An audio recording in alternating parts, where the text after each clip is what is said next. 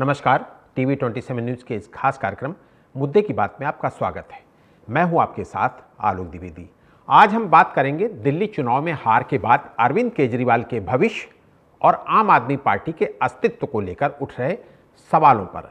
लोग जानना चाहते हैं कि क्या केजरीवाल की राजनीति यहीं तक थी या फिर क्या आम आदमी पार्टी राजनीति में जमी रहेगी और मजबूत विपक्ष की भूमिका निभाने के बाद सत्ता में वापसी कर सकेगी। ऐसे सवालों का उठना लाजमी इसलिए है क्योंकि दिल्ली में आम आदमी पार्टी ने सिर्फ सत्ता नहीं गंवाई है, बल्कि पार्टी के राष्ट्रीय संयोजक और पूर्व मुख्यमंत्री अरविंद केजरीवाल समेत मनीष सिसोदिया और सौरभ भारद्वाज जैसे कद्दावर नेता भी अपनी सीट नहीं बचा सके हैं। आम आदमी पार्टी को इस बार सबसे कम 22 सीटें मिली हैं। 2013 के पहले चुनाव में भी पार्टी को 28 सीटें मिली थीं। 2015 में 67 और 2020 में 62 यानी कि 62 सीटें मिली थी। वर्तमान हालात बताते हैं कि अरविंद केजरीवाल राजनीति के इस मोड़ पर गच्चा खा गए, लेकिन क्या वो पूरी तरह से बर्बाद हो गए हैं या दोबारा उठ खड़े होने लायक नहीं बचे हैं? केजरीवाल के राजनीतिक जीवन को खत्म बताने वाले लोग कहीं वही तो नहीं है जो कांग्रेस मुक्त भारत की घोषणा का समर्थन करते थे। लेकिन क्या भारत कांग्रेस मुक्त हो गया या हो पाएगा?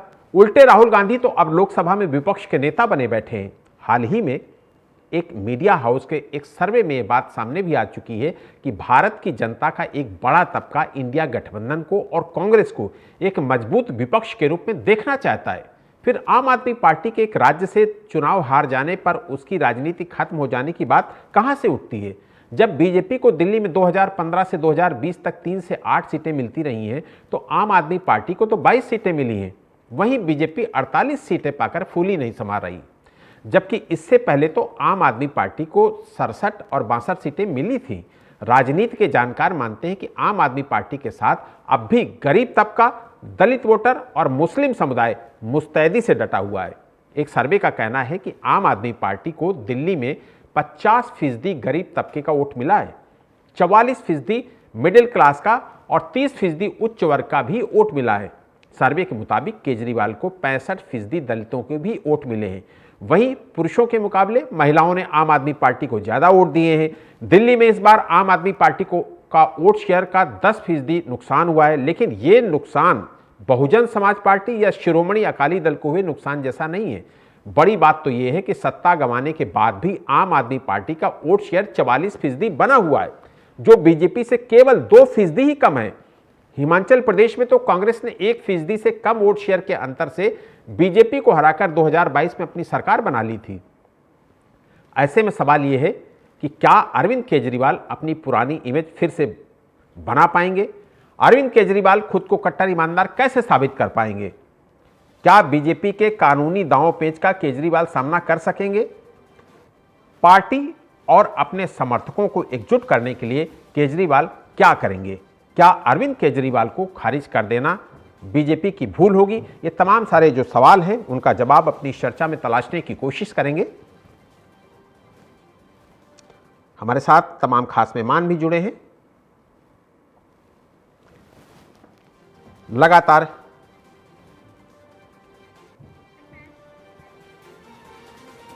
बीजेपी प्रवक्ता नवरत्न गुप्ता हमारे साथ जुड़े हुए हैं, आम आदमी पार्टी प्रवक्ता नरेश शर्मा हमारे साथ जुड़े हुए हैं और इसके अलावा वरिष्ठ पत्रकार पूजा जैन भी हमारे साथ जुड़ी हुई हैं।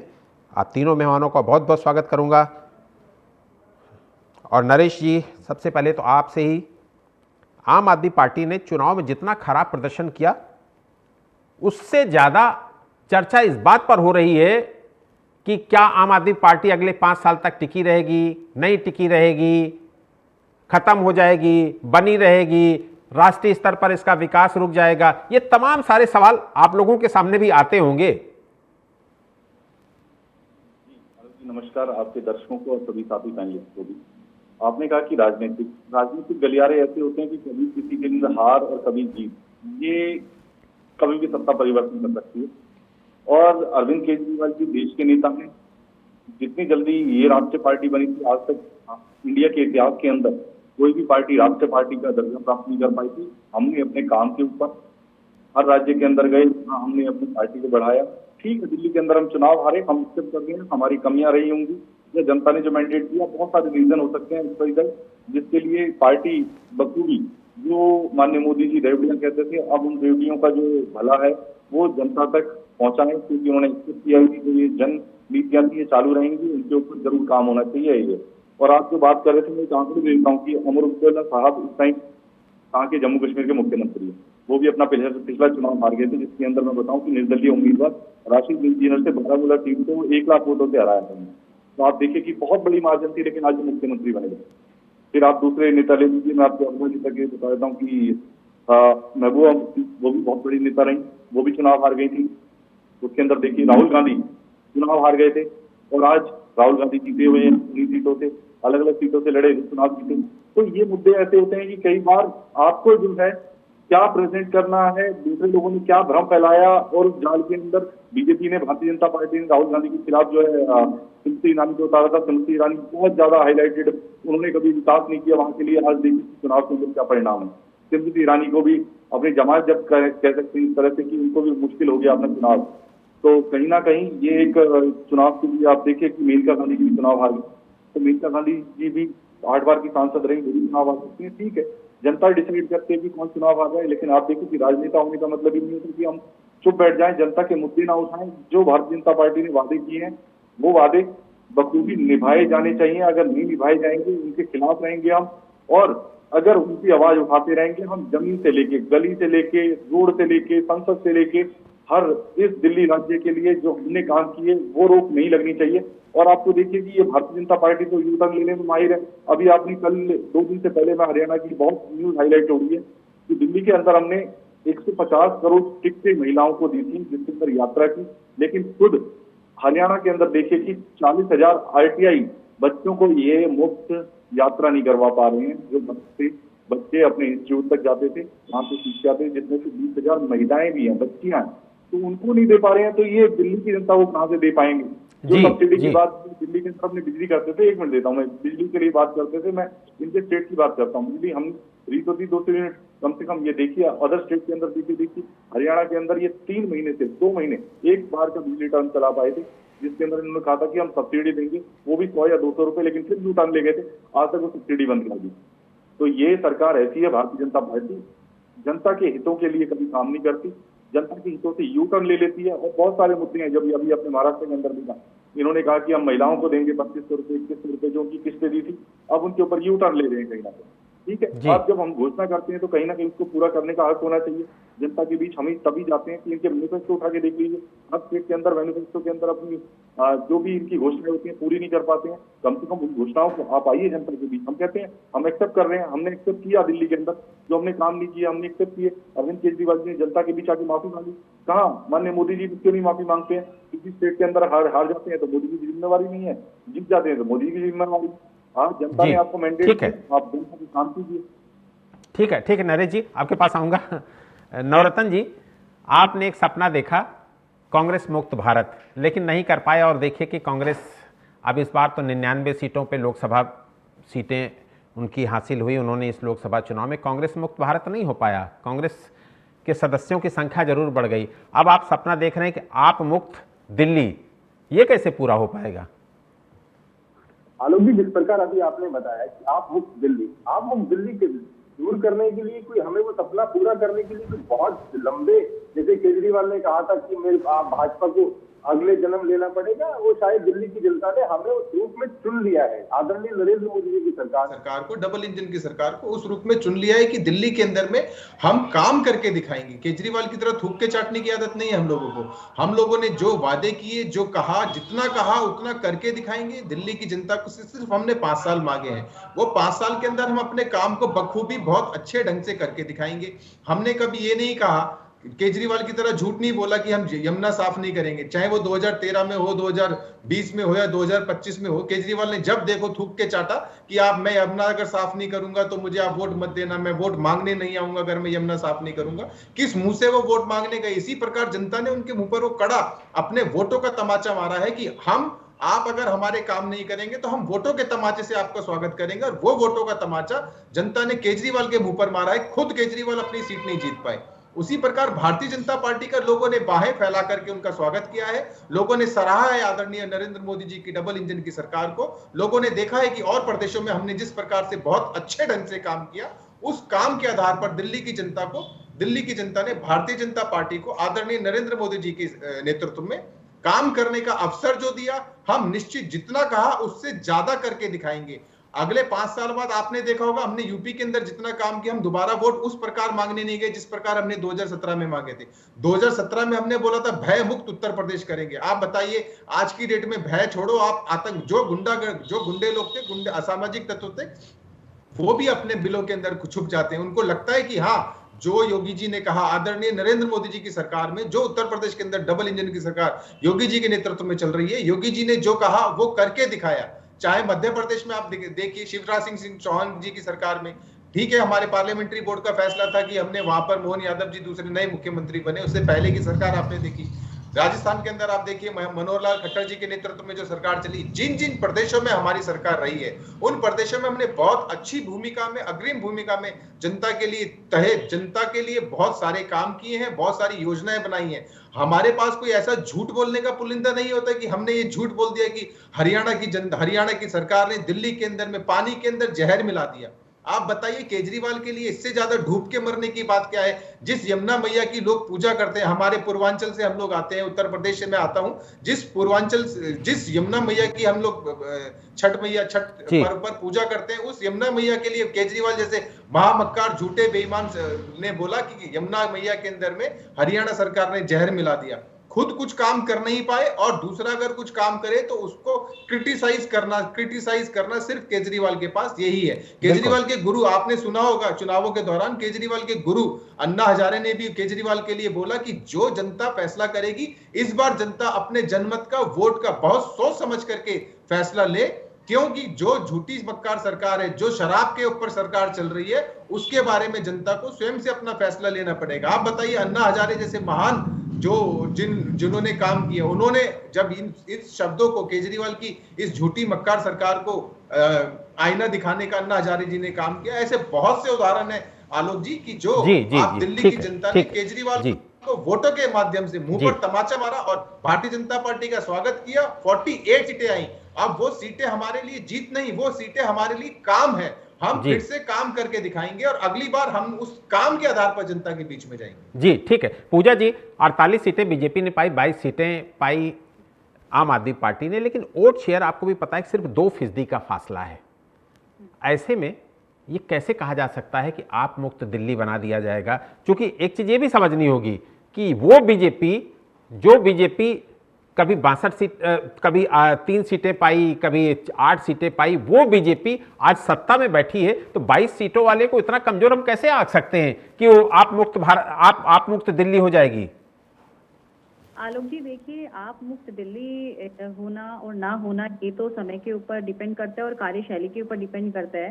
जिस तरीके से बीजेपी अपने को हासिल की, जिस तरीके से सत्ता को काबिज हुए हैं 27 साल बाद, तो कहीं इस चीज को दर्शाता है कि आम आदमी पार्टी जो है, जितना उनको काम करना चाहिए था, ये 3 क्षेत्र में उतना नहीं कर पाए हैं।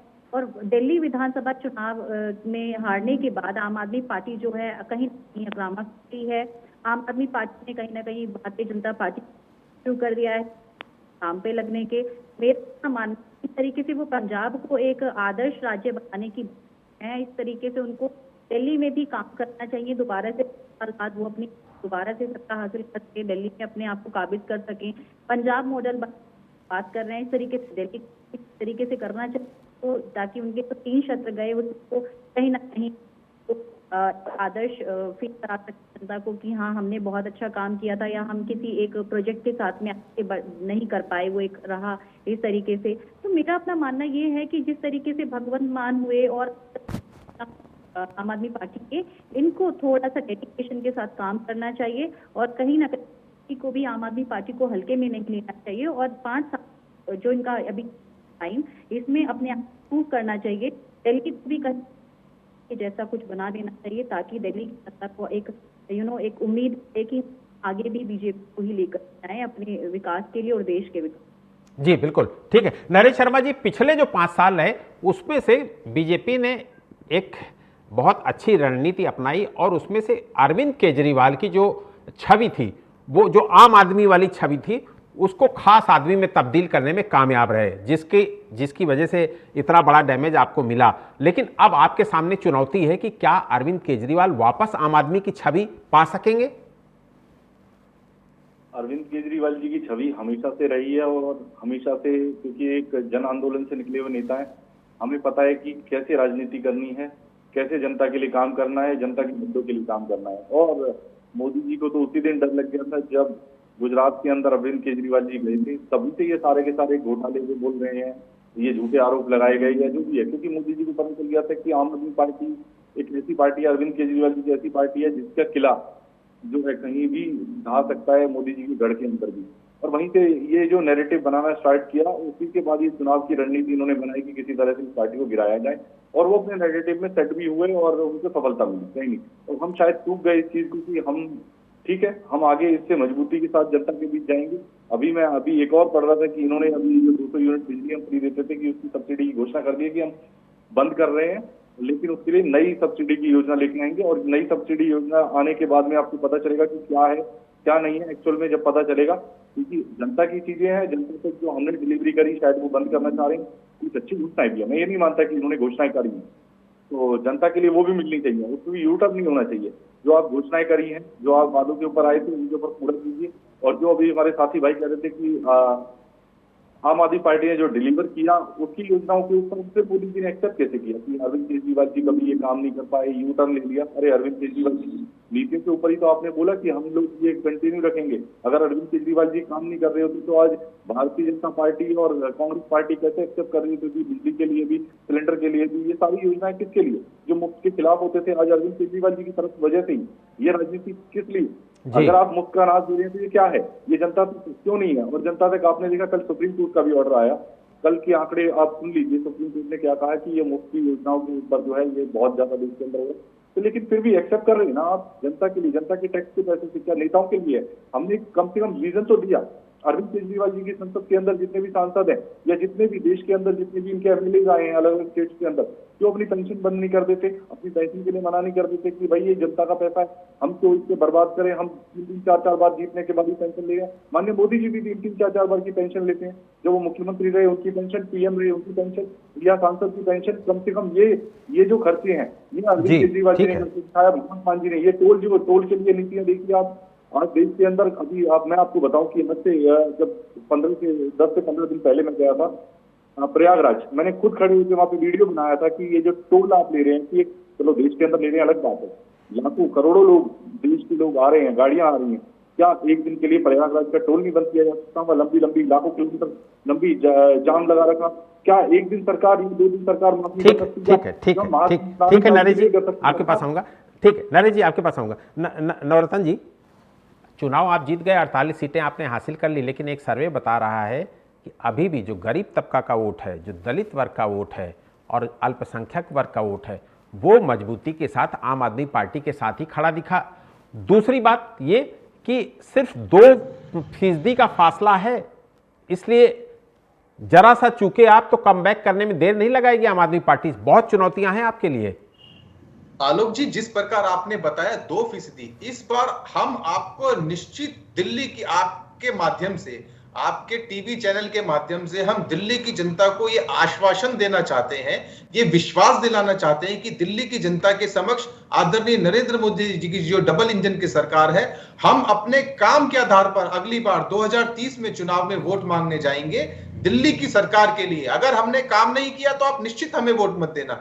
आलोक जी, आपको मैं सच बता रहा हूं, जिस प्रकार आपने देखा होगा केजरीवाल के झूठे और मक्कार बेईमानों वाले इरादे, बेईमानों वाले वादे, एफिडेविट देना, जो अपने बच्चे की कसम खाता है। आपने देखा होगा केजरीवाल, आलोक जी, हम अगर कभी एक अपने सर्कल में खड़े होते हैं तो हम अगर किसी से हमें कन्नी काटनी होती है तो हम बोलते हैं यार भगवान, हम यार ये कसम खाते हैं, अपनी कसम यार हम ये काम नहीं करेंगे। सोचो अपने परिवार में जो अपने बच्चों की कसम, जो इंसान खाने से पहले 100 बार सोचता है कि मैं अपने बच्चों की कसम खाता हूं, मैं बंगला नहीं लूंगा, मैं गाड़ी नहीं लूंगा, मैं सिक्योरिटी नहीं लूंगा, इससे बड़ा थूक के चाटने का और उनके लिए क्या होगा?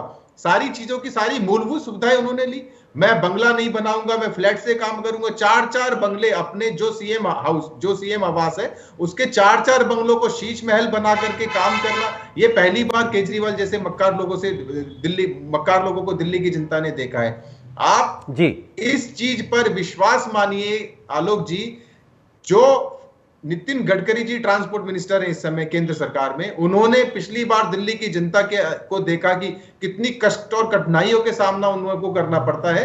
केजरीवाल ने पिछले 12 सालों में एक भी नई बस नहीं लेकर आ पाए। जो बसें आई केंद्र सरकार ने उनको मुहैया कराई। आप बताइए, दिल्ली के अंदर में पिछले 11-12 सालों में एक नया फ्लाईओवर नहीं बना। पंजाबी बाग, धौला कुआं से पंजाबी बाग की तरफ जाने वाला फ्लाईओवर 5 साल से एज इट इज पड़ा हुआ है। और पिछले 4 सालों के अंदर दिल्ली छोड़ो, आप दिल्ली से आप जयपुर जाइए, इधर नितिन जी के कार्यकाल में, और जो आप नोएडा से मेरठ की तरफ वाला, ये कितने हाईवेज, बिल्कुल। अब आपके पास मौका आ गया है, अब आपके पास मौका आया है, इन सब चीजों को पूरा करिएगा। पूजा जी, एक बहुत इंपॉर्टेंट सवाल, अगले 5 साल बहुत इंपॉर्टेंट हैं इस दिल्ली के लिए। बीजेपी को क्या क्या करना होगा जिसकी वजह जिससे वो अगले जो 5 साल बाद चुनाव हो उसमें अपने आप को मजबूती से स्थापित कर सके? और आम आदमी पार्टी के लिए भी एक ही बात, आम आदमी पार्टी के लिए भी आपसे ही जानना चाहूंगा कि आम आदमी पार्टी को क्या करना होगा कि अपनी खोई हुई छवि, जो आम आदमी वाली छवि है, उसको वापस पा सके और जब अगले 5 साल बाद चुनाव हो तो मजबूती के साथ खड़ी हो सके। देखिए, आम आदमी पार्टी ने ये आम आदमी पार्टी को क्या करना होगा ये हम बात करेंगे, लेकिन सबसे पहले मैं बता दूं कि बीजेपी को अपने आप को साबित करने के लिए सबसे पहले जो फ्री बीस की योजनाएं थी, और जब अरविंद केजरीवाल ने फ्री बीस की योजनाओं के दम पे जनता के बीच में भाजपा के खिलाफ माहौल बनाने की कोशिश की थी, और आपको याद होगा ये भी कहा था कि बीजेपी दिल्ली की सत्ता में काबिज होगी तो डेफिनेटली जितनी भी योजनाएं हैं, जितनी भी कल्याणकारी योजनाएं हैं, वो सब बंद कर दी जाएंगी। तो जो नेक्स्ट मंथ का भी बिजली का बिल और पानी का बिल दिल्ली में जो आने वाला है, उस पर कहीं ना कहीं बीजेपी को फोकस करना होगा, वो सब ही करना होगा। अगर उन्होंने फिर नहीं तो जनता का जो एक उम्मीद है वो वहीं कहीं ना कहीं जो है बीजेपी से घटनी शुरू हो जाएगी। उनके जो दावे हैं, उनकी जो बातें हैं, वो सब झूठी लगने लगेंगी। सबसे पहला फोकस फ्री बीस पे करना चाहिए, जैसे कि बीजेपी ने कहा था कि जितने भी सब जो आम आदमी पार्टी की जो स्कीम है वो एज रहेंगी, साथ ही जितनी भी सेंट्रल की योजनाएं हैं वो दिल्ली की जनता अवेल कर सकेगी या उनको, तो उस पर ध्यान देना चाहिए। रही बात आम आदमी पार्टी की, तो आम आदमी पार्टी को पंजाब के साथ खेती पे फोकस करना होगा। जिस तरीके से वो पंजाब में पंजाब मॉडल की बात कर रहे हैं, पंजाब को एक आदर्श राज्य बनाने की बात कर रहे हैं, वहीं दिल्ली में क्या कुछ वो आने वाले टाइम में कर सकते हैं। दिल्ली में जितने अभी उनकी 22 सीटें हैं, अभी वो 22 सीटों पे उनके बैठे हैं, तो वो वहां पर उस क्षेत्र में किस तरीके से विकास कर सकते हैं उस पर। जी ठीक है, नवरत्न जी, बार बार आप कुछ बोलना चाह रहे हैं, 10 सेकंड में अपनी बात खत्म करिएगा क्योंकि वक्त कम है। आलोक जी, मैं अब जो अभी हमारी बहन ने एक बात बोली कि फ्री यूज की सुविधाओं को भारतीय जनता पार्टी बंद कर देगी, ऐसा कोई भी वक्तव्य केंद्रीय नेतृत्व ने या दिल्ली के किसी भी नेता ने ऐसा कोई भी बात नहीं बोली कि वो फ्री की, चाहे बिजली हो चाहे पानी हो, उसको बंद कर दिया जाएंगे। केजरीवाल का जो झूठा जो मीडिया है वही इस चीज को भ्रमित कर रहा है लोगों को कि वो दिल्ली के अंदर में भारतीय जनता पार्टी आ गई है तो वो फ्री की बिजली हो या पानी हो या बसों की सुविधा हो बंद कर दी जाएगी। हमारा मुख्यमंत्री तय होने के बाद में उसके ऊपर हमारा बोर्ड और केंद्र सरकार इस पे चर्चा करेगी और हम दिल्ली की जनता को इससे ज्यादा क्या दे सकते हैं, हम उसके बारे में सोचेंगे। बिल्कुल बिल्कुल, वक्त हमें इतने की इजाजत देता है। नवरत्न जी, आपका बहुत बहुत शुक्रिया करूंगा। नरेश जी, आपका भी बहुत बहुत शुक्रिया करूंगा। पूजा जी, आपका भी बहुत बहुत शुक्रिया करूंगा। अरविंद केजरीवाल के लिए अपना तौर तरीका बदलना थोड़ी मुश्किल तो होगा, लेकिन अगर वो गलतियों से सबक नहीं लेंगे तो उन्हें और बड़ा नुकसान उठाना पड़ सकता है। उन्हें खास आदमी की छवि से लौटकर आम आदमी बनकर लोगों का विश्वास जीतना होगा। दिल्ली की राजनीति में उन्होंने अपनी असाधारण क्षमता का प्रदर्शन किया है, इसे आगे भी जारी रखना है तो केजरीवाल को अभी बहुत कुछ बदलना होगा, बहुत कुछ झेलना होगा। मुद्दे की बात में इतना ही। देश और दुनिया की तमाम बड़ी खबरों के लिए आप देखते रहिए TV 27 न्यूज़। नमस्कार।